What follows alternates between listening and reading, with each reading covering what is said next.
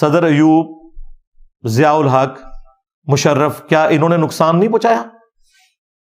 آپ کے سامنے انہوں نے بھی تو نقصان پہنچایا ہے, بلکہ ہماری آنے والی نسلیں بھگتیں گی یہ جو کچھ انہوں نے کیا ہے. جو ایوب خان ہے اس نے تو قبلہ ہی بدل دیا, ڈیموکریٹک ویلیوز ہی ختم کر دی ملک سے, ٹرو ڈیموکریسی آ ہی نہیں سکی, اس نے پہلا ماشاء اللہ لگایا. ضیاء الحق نے سنی شیعہ اختلاف یہاں پہ عام کیا, کلاشم کوف کلچر, ہیروئن,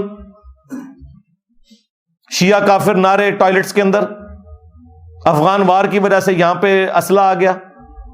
اور پھر جو کچھ کیا ہے مشرف نے, ہمیں امریکہ کی جنگ میں جھونک کے ملے تو بمشکل کوئی 20-25 ارب ڈالر, لیکن نقصان ہمارا ہزاروں ارب ڈالرز میں ہو گیا.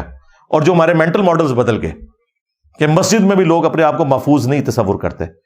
تو انہوں نے جو کچھ کیا, اس کے بدلے میں اگر آپ پولیٹیکل لیڈرز کو دیکھیں تو انہوں نے بہت کچھ دیا ہے. بھٹو صاحب نے ایٹامک پروگرام شروع کیا, نواز شریف صاحب نے موٹر ویز بنوائی, ایٹامک بلاسٹ جو ہوئے اس میں سب سے بڑا کردار ان کا تھا. بے نظیر کی وجہ سے میزائل ٹیکنالوجی ملک کے اندر آئی. عمران خان صاحب نے اسلاموفوبیا کے حوالے سے جو کچھ انٹرنیشنل لیول کے اوپر آواز اٹھائی ہے وہ ایک ریمارکیبل کام ہے. اور سب سے بڑی بات کہ وہ ہماری ینگ جنریشن جو پالیٹکس سے ہی نفرت کرتی تھی انہیں مین پالیٹکس کے اندر داخل کیا. یہ خان صاحب کا بہت بڑا کریڈٹ ہے. اور خان صاحب وہ لیڈر ہیں کہ آرتھوڈاکس قسم کا جو مذہبی طبقہ ہے وہ بھی انہیں پسند کرتا ہے, اور دوسری طرف جو لبرل قسم کے مسلمان ہیں وہ بھی انہیں پسند کرتے ہیں, جو پسند کرنے والے ہیں.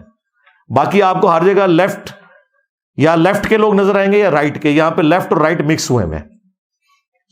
تو اس اعتبار سے پولیٹیکل لیڈرز کو بٹھا کے کوئی درمیان کا سلوشن نکالا جائے.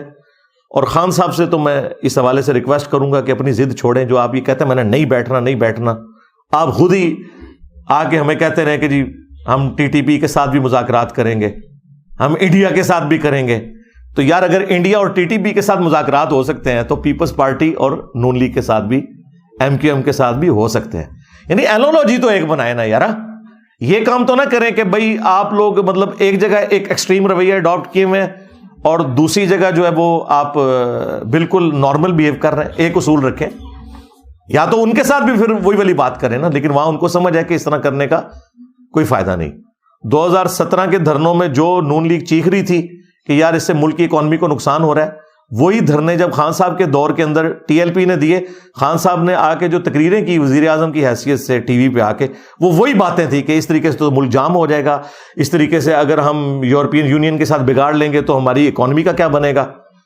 یہ باتیں ان کو اس وقت یاد نہیں آئی تھی, بعد میں آ گئی, بعد میں آئی. بس ٹھیک ہے, اب اپنا قبلہ درست رکھیں اور ان باتوں کو یاد رکھا کریں. میں چاہ رہا تھا کہ میں یعنی الیکشنز کے حوالے سے ضرور بولوں. اس کی وجہ یہ ہے کہ اس کو آپ صرف پولیٹیکل میٹر نہ سمجھیں. اس وقت یہ ظلم کے خلاف بولنا بھی ہے, پلس جو اس وقت پاکستانی نیشن جو میجورٹی مسلمانوں کے اوپر مشتمل ہے ان کا ایک بنیادی مسئلہ بنا ہوا ہے. اور سوشل میڈیا کے اوپر جس طریقے سے ایک دوسرے کے خلاف ایک نفرت ہے, یعنی جس طرح انڈیا پاکستان کی جنگ لگی ہوئی ہے نا, اس طرح P T I, Noon League, Peoples Party, ان کی آپس میں جنگ والا معاملہ ہے سوشل میڈیا کے اوپر, آپ کو نظر آ رہا ہے. تو اس میں پازیٹیو وے یہی ہے جو میں چند ایک باتیں کر سکتا تھا, جو میں دین کے حوالے سے بھی کہتا ہوں کہ اگر آپ نے قادیانی دجال کو غلط کہنا ہے, پھر آپ کو چشتی رسول اللہ اور تھانوی رسول اللہ کو بھی غلط کہنا پڑے گا. اسی طریقے سے اگر آپ نے 2024 کے الیکشنز کو کہنا ہے کہ یہ لوٹے گئے ہیں, تو پھر آپ کو 2018 کے الیکشنز کے بارے میں بھی ماننا پڑے گا کہ وہ بھی لوٹے گئے تھے. ہاں, ریشو پروپورشن میں فرق ہو سکتا ہے.